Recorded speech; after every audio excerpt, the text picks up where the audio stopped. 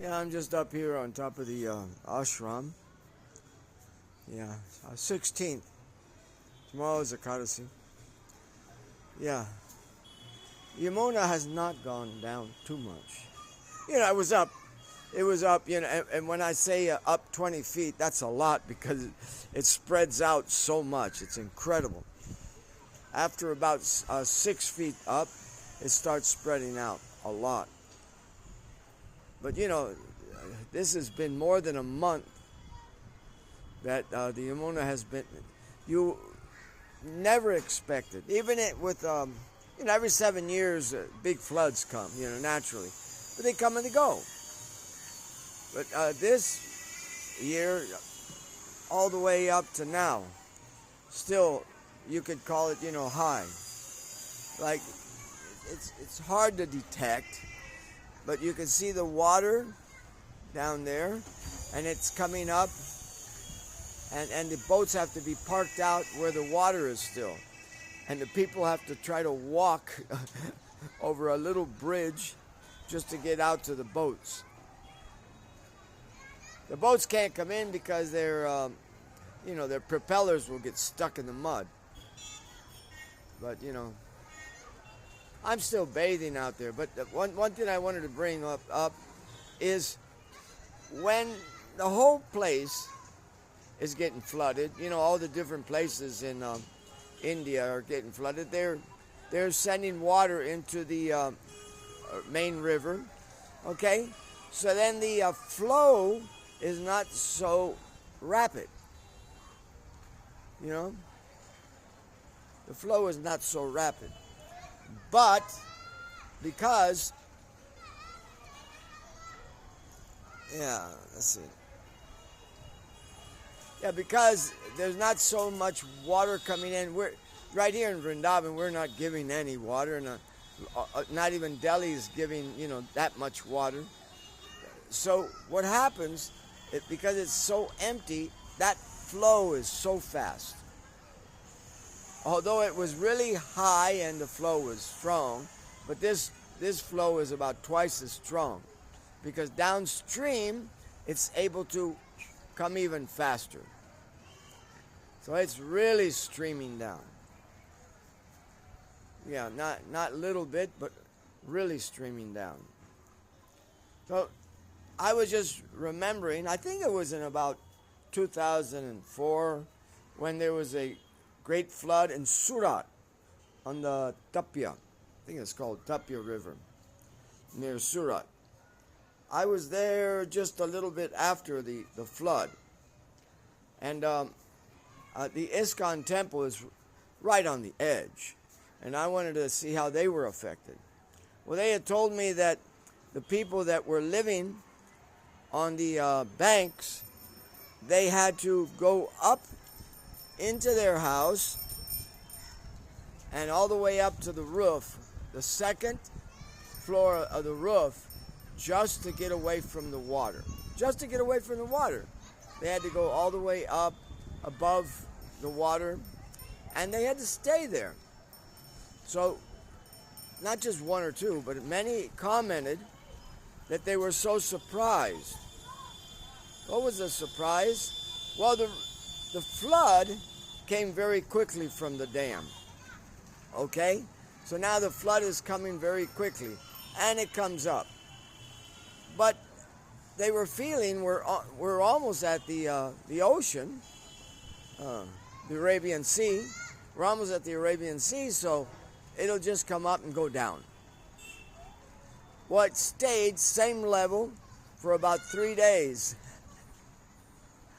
And then they understood an incredible thing, that the ocean was not accepting the water. Can you imagine that? Yeah, a large amount of water coming at the ocean, although it's got so much force and everything, it's not allowed to enter. And I looked it up, and it says this is common, because they have to get used to each other. Okay, now I know you, now you can come in. It's not that the water can just come in and force itself in there. No, it has to wait until the river or the ocean or anything like that allows it to come in. That's amazing to me. So that's what had happened. So after 3 days, they saw the water going down fast. So some of the people had to stay up on top of their roof for about a week just to be able to maintain themselves. But when you see nature working, it just gives you so much energy to know that there's personality there. And it's showing its personality. It's not that I'm looking at a river. I'm looking at a personality. And this is a personality. And actually in the Vedas it says that many of the rivers, the large rivers that go to the ocean, when they lead to the ocean, they are also personified. Those rivers are personified. Those rivers, like the Mississippi River in the United States or the Jordan River in that part of the world, Israel and Iran, these are personified. And they purify. Just as we here in India, Gange cha, Yamuna chaiva, Gunda, Vari, Saraswati, Narmadi, Sindhu, Kaveri, Jalisim, Sarvim, Kuru. Just as we here are glorifying them, Jordan River is wide and cold, chills the body but not the soul. So even there's songs about the Jordan River. And you know there must be songs about every one of the rivers, especially the Amazon River, because they are personifications. They should be taken care of like that. Not that you shouldn't take care of other waters, but like the main waters, the Brahmaputra, my Lord, it's being so devoured now. The Brahmaputra is the one that comes down from like China, Russia, and that northern part, and is coming in. Yeah, mostly in China, and they're blocking it so much.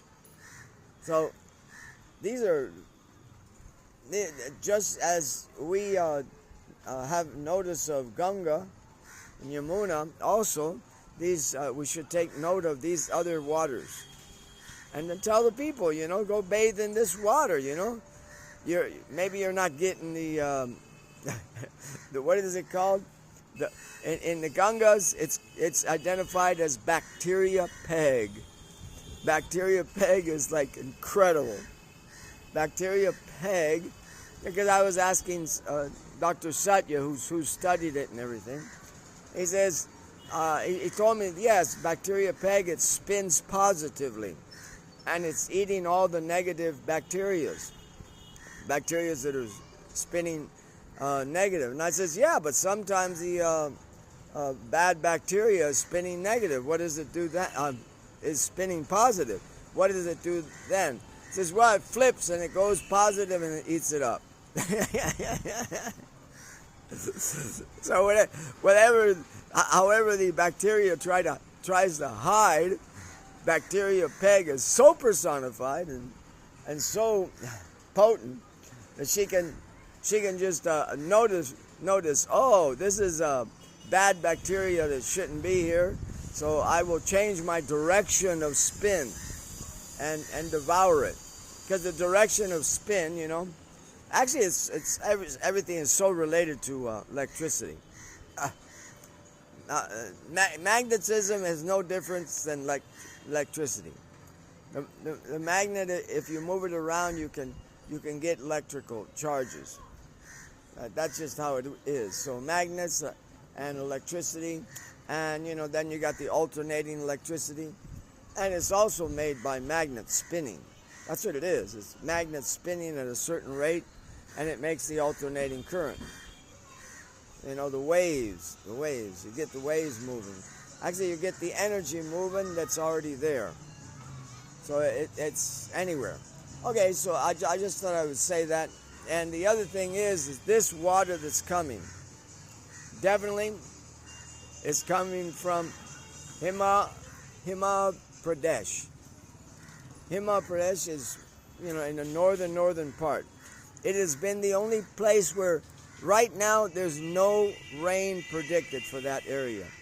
But it has been raining up there all this time. And I was watching all this happen, on this phone, and I said, boy, they are really getting a lot of rain. And of course, a lot of disaster has happened up there. So I was standing around the Prikara Marg, where Bunka Vihari is, and about you could say a parade of a lot of cars, about 8 cars, all with high sirens on and everything, and the 8 cars parked their cars and went into the Bunka Vihari temple. So I wanted to know who the heck has just come in. So I looked for one of the people, and I saw a military man with 4 stars, not just 2 or 3, but 4 stars. And I said, this man must know. So I just stood next to him so he could get used to me, because I'm just a Videshi and, a foreigner. And all of a sudden I said, what is HP? All these plates that I'm seeing coming down, they're not UP, they're not HR, they're not, so what is HP? And he says, Himachal Pradesh. And I says, it's Himachal Pradesh. And he said, yes. And then he told me that he was accompanying the governor of Himachal Pradesh.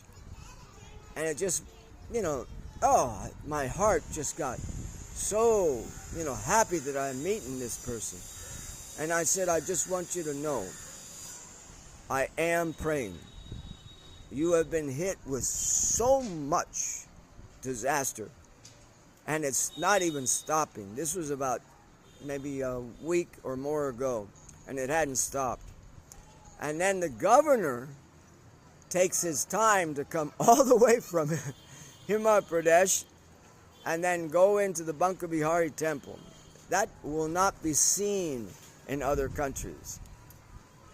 That faith in God is not going to be seen in other countries. So of course I just stood there until they boarded their cars and left, and I was feeling so good that at least I was able to tell this military man that I'm certainly praying for him. And I hope others too, because it was disastrous. It was heavy disaster this year. Okay, I thought that could be brought up. And this is the water coming from there. As soon as this goes down, I'm going to see if I can take my inflatable boat and go from Shirgat down to Vrindavan. They're telling me, with this current, it would take maybe 3 hours. But when it goes down, it'll take maybe about 5 hours. So that's quite a long time to be on a river. And what happens on a river is you got sun coming down on your head, and you got sun reflecting off the water and burning your face. So you got sun doubled. So I'll take the precautions so I don't get all burnt up with my white skin. Yeah. that's sometimes a drawback. Oh yeah. Okay. I hope you get that. Our rivers are personifications. They are living entities. Our ocean is a living entity. And we aren't just, when we're praying to them, we aren't just praying for no reason at all. There's science behind it. And the most solid science is the binary numerical system. That is a very scientific. As I've already spoken about, binary is, the positive negative. But actually it's Radha, Krishna, Narayan and Lakshmi.